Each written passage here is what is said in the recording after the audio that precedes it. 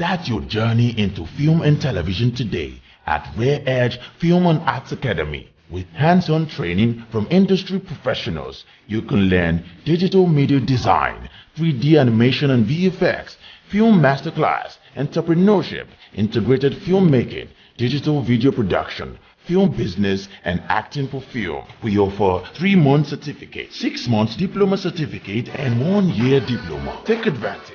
Access industry experts and our professional facilities. You can register now at www.refaacademy.org. For more information, you can call 081-066-85100. Rare Edge Film and Art Academy.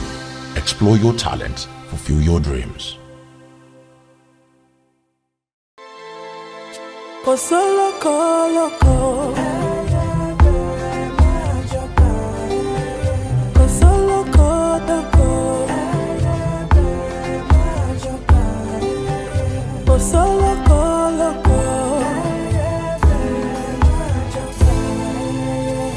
Àìsílẹ̀ olóngìní ilé di ilé èkúté yìí.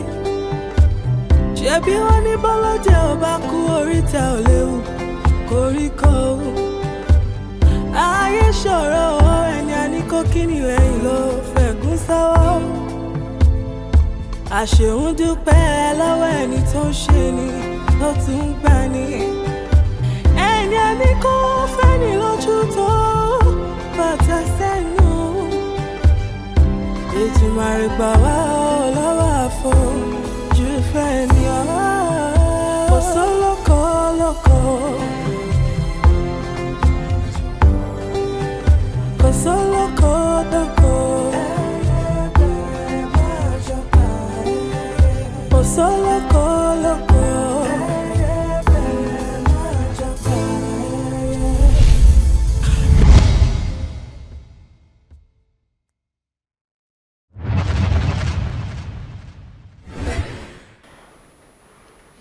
I'm sorry for what happened. Yo, there was routine me. See, I'm really sorry about I'm going to share entry. Imagine the road that Mama go through each time to need to think about her death. Rotimi, surely all that is in the past now, okay? Èmi ti fi gbogbo yẹn sẹ́yìn, èmi ti fi sẹ́yìn bí aṣọ òkè. You understand? So tó bá mọ̀ wípé o mọ ẹni tó pa mí lọ́mọ, ìyẹn gangan ni news. Ṣé mo máa lè mọ̀ wípé okay o, ẹni tó pa mí lọ́mọ lélẹ̀. O get it. Tí mi bá tiẹ̀ fẹ́ lọ sọ́dọ̀ ẹni tí tó pa mí lọ́mọ, mi ní débẹ̀ sọ pé mi ní dárúkọ ẹ̀ ń bẹ̀ náà. It's just going to be between you and I. Ṣùgbọ́n tó bá tiẹ̀ sọ fún mi ní pa mí lọ́mọ, èmi á lè mọ bí ṣe máa deal pẹ̀lú onítọ̀hún tó ń yọ mi lójú. What is it? O ti ń dẹ́rù bà mí. What is it now, Rotimi? Talk to me.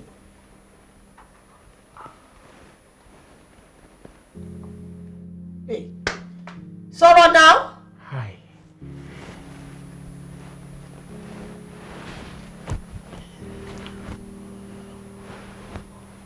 Ọ̀rẹ́ Mrs. Kalajaye. What? Rotimi? No. What? See, I'm really sorry about.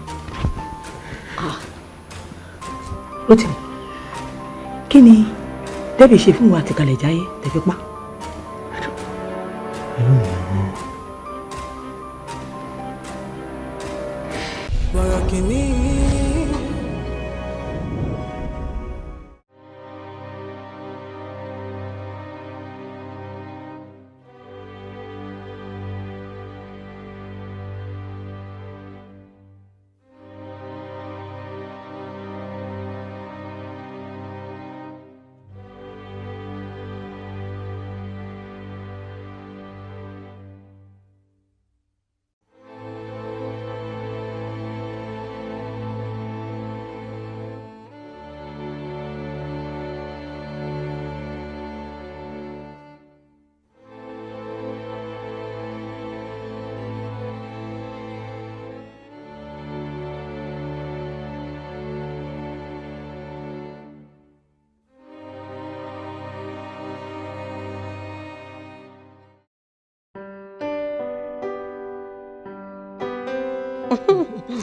In fact, inú mi dùn bó tiẹ̀ wà Rẹ̀mí.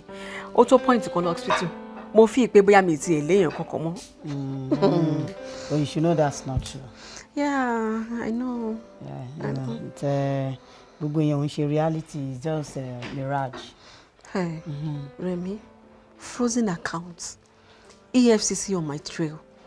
Ó dẹ̀ ní pé yẹn mirage lásán ni. Well, nǹkan tèmi tún rò ní pé àwọn contact tó ní yẹn kan èmi fi pé yẹ kó ní bí wọ́n ṣe lè gbé dá sí nǹkan tó wà nílẹ̀. Contact? Kò sí contact mọ́. The only contact I have ní Kíkẹ́. Ó dẹ̀ ti go against me. Kò sí bí tí mo fẹ́ lọ. But this Kíkẹ́ of a thing, how are you sure pé Kíkẹ́ gan ló wà nídìí ẹ̀? Ó ṣeé ṣe kó jẹ́ pé wọ́n ti ta àwọn ẹlòmíì lójúmọ́ lẹ̀. Ọ̀rẹ́ mi, ó mọ̀ pé kò sẹ́lómi tí mo ṣe. Kíkẹ́ ni. Tá bá dẹ̀ tún wá rẹ́ lómi tó ní pé yá mo ṣe ẹ̀hún tó bá láyà kó wá fèsì mi kalẹ̀ jayé. Alright. So tẹ́niyàn ò bá wá, I'm thinking tí wọ́n gan bá wá lọ kojú onítọ̀hún kan. Omi pé kí n lọ confront Kíkẹ́. Am I sensing fear? Not really. Mo kàn caution ara mi ni, nothing more. But Rẹ̀mí, the only option tí mo fi pé mo ní sìn ni pé kí n sá kúrò nílùú yìí. Yes. Running. Yes, that's the only option tí mo ní now. You want to run away? I have to, Rẹ̀mí. I have to. Ọ̀rọ̀ sọkúsọ ni o ṣe mọ ó máa ń jó ó dọ̀ sọkúsọ létí mi. You don't get because number one mo mọ̀ wípé EFCC ṣì ń wá ẹ̀. You understand tó ń ṣú ẹ lọ́wọ́ ṣú ẹ lẹ́sẹ̀ and you don't have money. Èmi fúnra mi tí mo tún jọ̀rẹ́ ẹ̀ wo tí mo fẹ́ gbélẹ̀ fún ẹ̀dà pé ṣé àbí ńgbà tó ṣe pé bóyá o fẹ́ lo egbe lọ sínú ojú ọ̀run láti fi kọjá sí ìlú òyìnbó. But ìwọ náà mọ̀ pé Kíkẹ́ ò lè fi mí lọ́rùn lẹ̀. Kíkẹ́ ti lágbára lọ́wọ́ ń sìn kò lè fi mí lọ́rùn lẹ̀. Ó mọ̀. Okay, so báwo ló ṣe fẹ́ ṣe because I know you don't have money. You are very broke. But mo pé kò ṣe pé mi lówó kan kàbìtì kan tí mo lè kólẹ̀ fún ẹ. So how do you want to do it? Ọ̀rẹ́ mi ó yẹ kó trust me now. How? Yeah, èmi ti plan ara mi. Sórí fún tó bó ṣe wà yẹn. Àti kékeré ni mo ti open account fún. Mo dẹ̀ ṣe rán ọ̀nà ẹ̀dísìn. Tí mo dẹ̀ ti kó owó tó tówó tí mo ti kó sínú ẹ̀. But the only thing. Your daughter? Yeah. But the only thing tí mo fẹ́ kó ṣe ni wípé mo ṣì láwọn owó kan nílé. Yeah. I have some money inside the house. Nǹkan tó máa kó ṣe fún mi ni wípé máa kó yẹn fún ẹ nísìn. Wàá bá mi lọ transfer sínú account fún tó. So wàá lè send ẹ padà sí mi. So Gba drink ẹ. nǹkan tó ń sọ́nsìn ni wípé owó wà nílé. Níbi tẹ́nì kankan ò tiẹ̀ lè rí gan ló wà. Yes, owó wà níbí báyìí.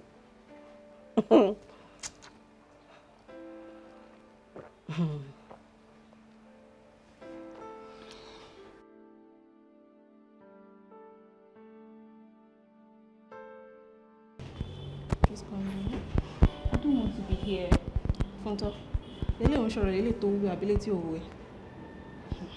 Please, Joe, jẹ́ kí n máa lọ lé Joe. Fonto tí o bá lọ, má wá sister mi mọ́. Ṣé wàá le tó yẹn ni? Kò yé ẹ ni, you are my responsibility. Ah, you're talking like my mom.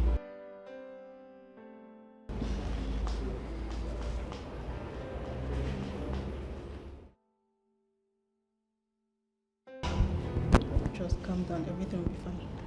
Everything will be fine.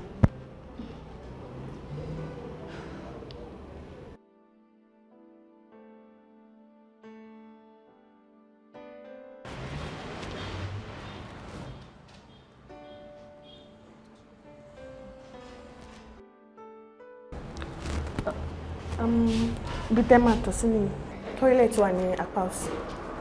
Ìtọ̀ ọgbọ̀n mi.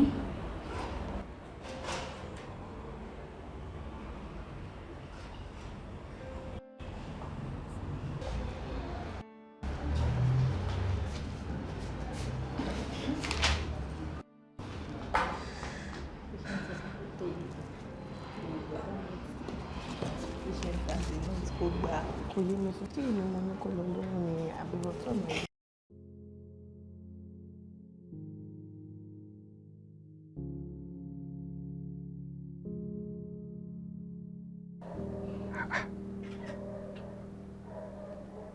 Olówu. Ṣé o rí kíní yìí? Rárá. O rí dọ́kúmẹ́ntì? Kí ló jọ? Wow. Olówu. Honestly, mi ò rí. Olówu. Ó ṣe máa sọ pé o rí irú information tó wà important báyìí. I'm sorry. O fojú rí. Clog of work ló fà. Clog of work. Ṣé mi ò fẹ́ mọ̀? Do you know that this is enough to ask for an appeal? Oh yes. Do you know? Yes. So bí mo ṣe ń bá ẹ sọ̀rọ̀ sìn kò dìde kó lọ bèrè fún appeal case yẹn nísinsìnyí. I'm on it, boss. Right away. Right away, get up. Lára ńkọ́? Ṣé o rà ń bá ẹ sọ̀rọ̀ sìn? Kí ló ṣe Lára? Look, sorry, mi ò ní time fún ọmọ Lára yẹn. So ó ti wà too clingy jù. Ẹ ti sún mi. Oh, I thought you liked it when they drool over you. Yeah, drool, yeah, but not pester.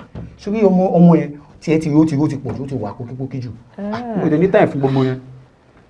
Mo dẹ̀ ti mọ̀ Lára for a while saying kò strike me as ẹni tó wà clingy. So we're close, Lára bí mo ṣe wà close. Well, from the point of view that I have, she seems like someone who is collected. Well, in that case, so go collect her kúrò nínú life mi tó ti sún mi. Hypocrite ni man. Èmi hypocrite. And they fall in love. Ẹ wá ṣe inform Bado. Junior. Sójú mi join to fall in love. Junior. Boss. With all due respect, bí mo ṣe mọ̀wọ́ náà ni mo ṣe mọ̀ Lára. But I have observed that tí emotion yẹn bá ti ń dàbí pé ó le díẹ̀, the next thing you do is to look for the nearest exit. Hello. Please do me a favor, Get out. Oh, you know I'm right, yeah? Get out of my office. You know I'm right. Yes, boss.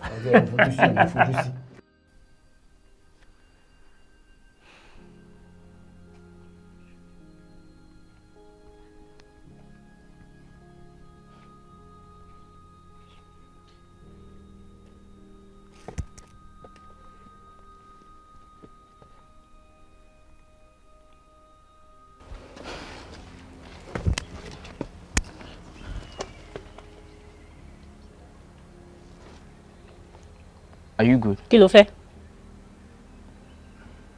Okay, mo kàn fẹ́ mọ̀ bóyá o. O lè fi mí lẹ̀.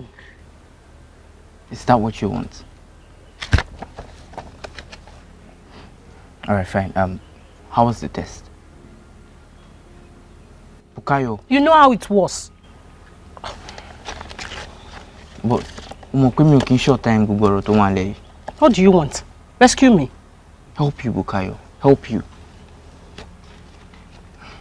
See, it's not a date. We're just hanging out. Abi. Yeah, maybe. But the point is, we'll study together and you'll be able to perform better in your next test.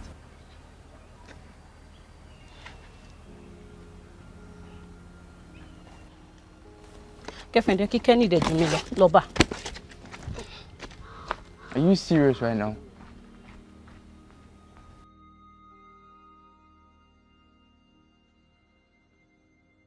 Borokini.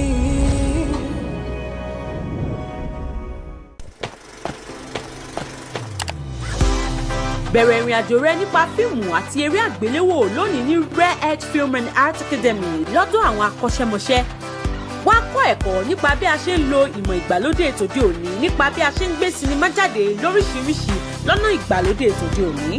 Ọ̀nà tí a lè gbà sọdúngbó àti bí a ṣe lè sọ ọ́ di ọrọ̀ ajé pẹ̀lú ẹ̀kọ́ nípa eré orí ìtàgé. Àdánilẹ́kọ̀ọ́ fún oṣù mẹ́ta, oṣù mẹ́fà àti ọdún kan fún diplomat. Lo àǹfààní yìí lónìí láti pàdé àwọn akọ́ṣẹ́mọṣẹ́ tí a ní ní iléeṣẹ́ wa àti àyíká tó kójú òṣùwọ̀n. Ẹ kàn sí www.refacademy.org. Láti mọ̀ nípa wa síwájú sí i, ẹ pè sórí ẹ̀rọ ìbánisọ̀rọ̀ yìí 08106685100. Rare Edge Film and Art Academy. Fi ẹ̀bùn rẹ hàn lónìí kí o sì mú àlá rẹ ṣẹ.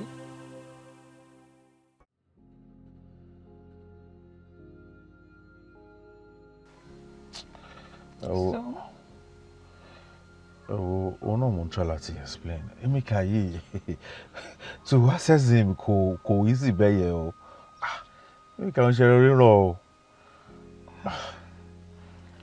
So ṣé nǹkan tó ń sọ fún mi ńsìn ni pé o mọṣẹ́. Boss, no be so. Kì í ṣe bí Emeka yìí. Emeka wo kò ní deal pẹ̀lú yín tí ò bá trust yín. Emeka ò bá ti trust èèyàn báyìí, ó máa ṣe báyìí, ó máa ṣe báyìí. Kó tó ń ṣẹlẹ̀ nìyẹn.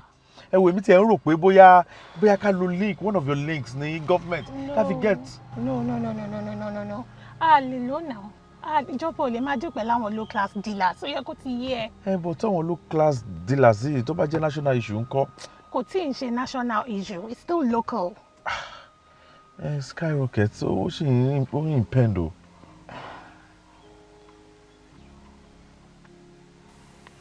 Ó mọ nǹkan tó máa ṣẹlẹ̀. Okay. Make sure pé o ń ṣe surveillance yẹn back to back. Okay, ma. Do you understand? Yes, ma. Thank you. Okay, ma. Oh.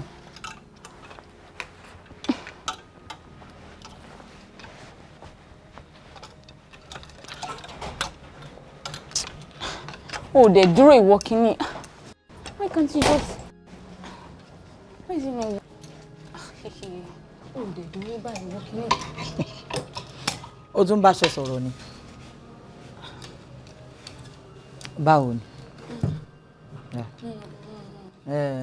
Ó ti yé mi. Ó yà ẹ́ lẹ́nu bí mo ṣe wá ẹ̀ kan. Anyway, ṣé èmi àti ẹ lè wá bí tí a ti máa sọ̀rọ̀? Ọ̀gá mi. Má worry nípa ọ̀gá ẹ̀, máa mọ bí mo ṣe máa bá wọn sọ kó má bàa di wàhálà. Okay ma.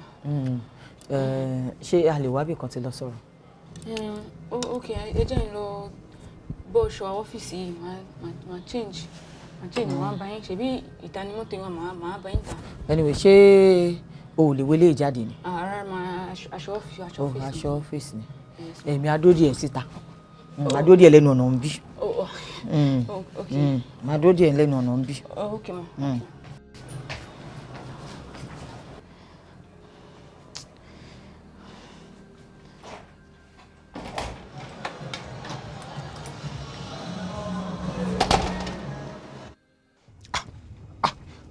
DK, HS, Jerry, Makana, ṣé ẹgbẹ́ yìí ni?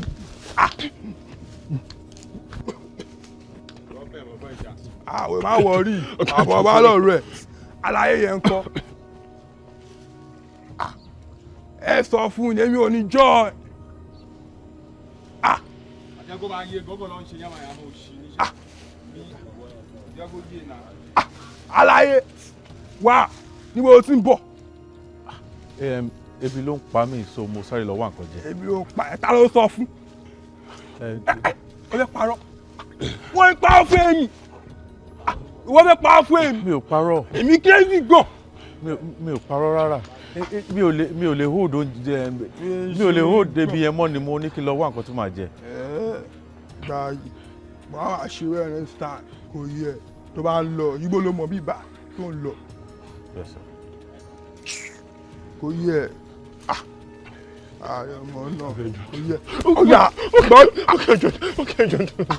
ẹ̀wọ̀ ẹgbẹ́ yìí o. Èmi náà wọ́n ga. Ọ̀gá ẹjọ́ lẹ́yìn fi lè fa mi lẹ́yìn eléyìí ní ṣe bẹ́ẹ̀. Mi ò ní fa ó sọ́bọ̀. Bàbá ẹjọ́. Ẹ má wọrí. Filẹ̀ mi jẹ́ tí máa dájú ẹ̀ kò yẹ. Aláyé yà ó dà kó amọ̀bọ̀ yín tí ẹ gbà. Àdìgbò gbà bọ́n. Ṣó ń bẹ́ẹ̀ ni. Wọ́n ẹgbẹ́ wọn ṣọ ẹ̀ẹ̀kan àwọn wọn fi àmì gbé. Yá! Ṣé o bó ṣe àwẹ̀? Mo ti fèsì ẹ̀. Mo ti fèsì ẹ̀.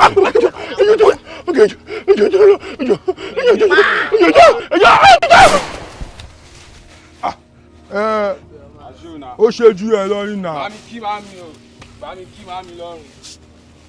Kush.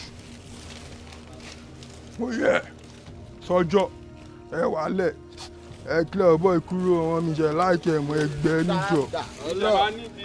Mo láìṣọ́ tẹ gbẹ́gbọ́n bá a mú ó lè ń gbọ́n báyẹn ó ti parí iṣẹ́ nìyẹn ó lè láìpẹ́ ṣe á fún jẹ yẹn ó lè ṣọ́ kó pààyàn rí ṣá fine boy kò yẹ what a máa ní káàkiri o kò yẹ nífẹ̀ẹ́ wà ìtìlẹ́ mọ̀ kó a máa ní káàkiri hs movement die hs ọmọkùnrin kan ní ṣe mí fún mi ó fòrò ó paná ó yọjú ó.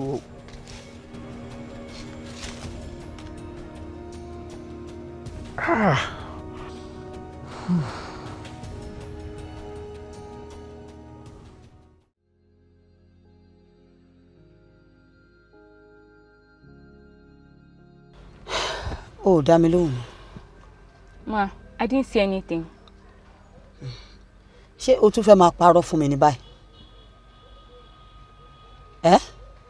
Àbó rò pé mi ò gbọ́ gbogbo bó ṣe ń gbálẹ̀kùn pariwo lọ́jọ́ yẹn tó sọ pé o mọ ẹni tó pa mí lọ́mọ. Mi ò rántí ọjọ́ náà o.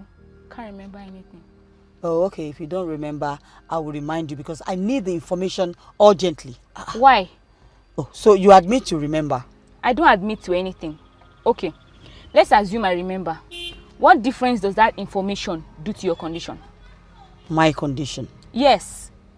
Ejoma, I can't help you with this. I wish I could remember, but I cannot remember.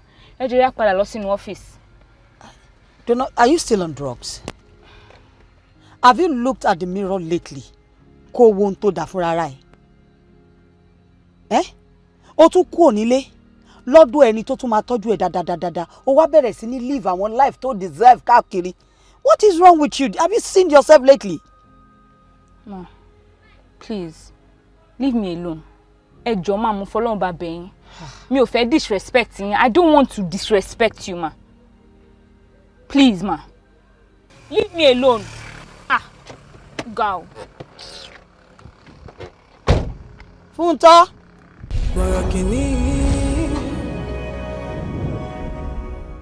Interesting things to be writing on a grave. Do you know? Yeah. You're not even listening to me. Sure, I can hear you. Continue. Meeting Lolly.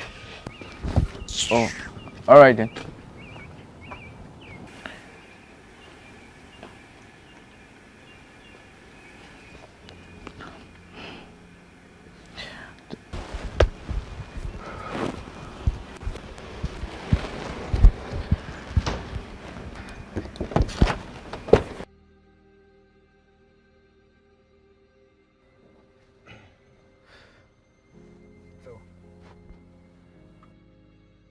Hey, Dad. So, how are you?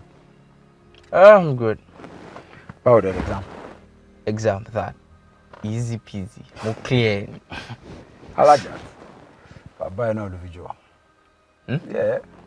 But, nah. You struggled all through college, remember? How do I run for you? Seems you've forgotten, but I stay with the man who paid for your education. Well, sorry to burst your bubble, son. That man lied. Oh, really? Yeah. Lied. He lied. All right. That's just it. But you know, the funny thing is, me and Mokotimo in university. How do you mean, like? Can you I don't know. I feel like I can do anything. You know, I'm smart. Nah, son. Look, you and I need to have a father and son talk. You know, let's talk about your future plans and goals. Yeah. The normal, boring, rich father, poor father discussion. No, you don't have to talk like that. Man. What?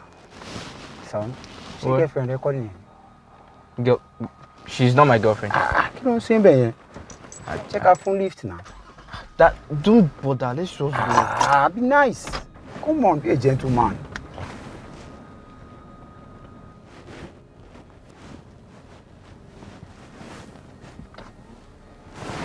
Hi. You want me to give you a ride? No, thank you. I'd brother one. Sherry, can you see? I told you. Imagine. Let's just go. So, what happened back there? I killed Shalem. Okay, fine. I take for an analogy. I'm not asking you about analogy or anything. Just tell me the truth. Would you just listen to me first? Okay. Okay, now. Okrinya to bring kowa. I'll make you like around. And you know, the funny thing is, it wasn't just obvious to them alone, it was obvious to the whole world. But for some reason, they didn't get to date themselves. Then Obirinye then move on to see another guy. And in less than how many weeks, they started dating. Okrinya Koko Eje decided that she same thing to Obirinye she will not then move on to see another girl. Just to make the first lady feel the same pain she made him go through. And then you are thinking of going back to your past, Abi? Something like that, but let me just finish. Okay. So, Okurin Kijinti Kyonyeloba. Something really terrible happened to him, and now the first girl is in so much pain. Okurin Akokoye then try Lati comforted, Lati offer help for him, but she doesn't want to see him at all. I don't know, it's just complicated.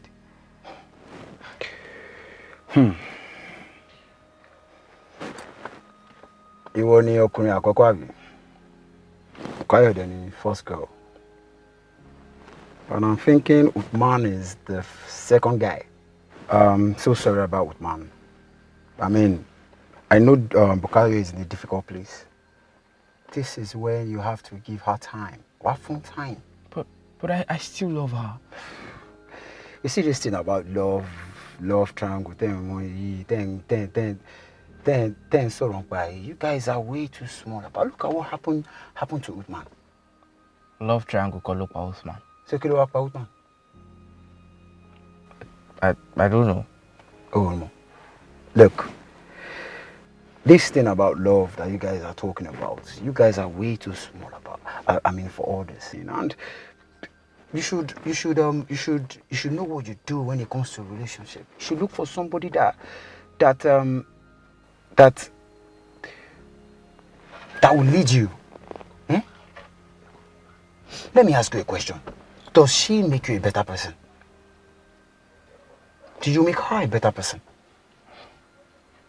These are the things you need to know. Look, you guys are way too small for all this relationship. Do your life to think something else and stop disturbing yourself. Why don't you apply the same policies into your own situation? Curious situation, how do you mean? I'm talking about you and Miss Lara.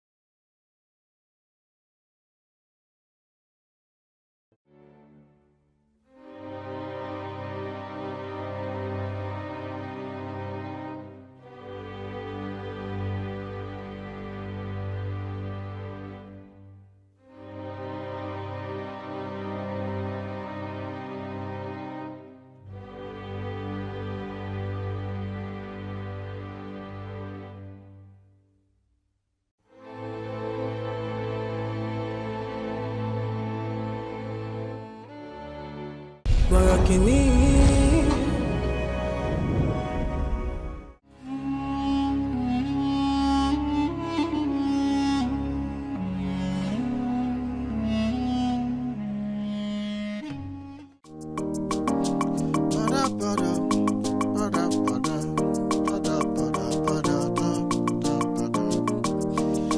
Àjọ jẹ ní ìkọ̀kọ̀, àjọ mu ní gbangba, àjọ ń jẹ gbádùn ayé.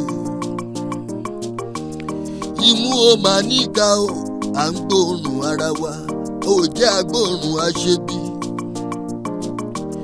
Ẹni a ní ó fẹ́ ni lójú, ata ló fi sẹ́nu, èyí a ní ó kí ni lẹ́yìn, ẹ̀gún ló fi sọ́wọ́.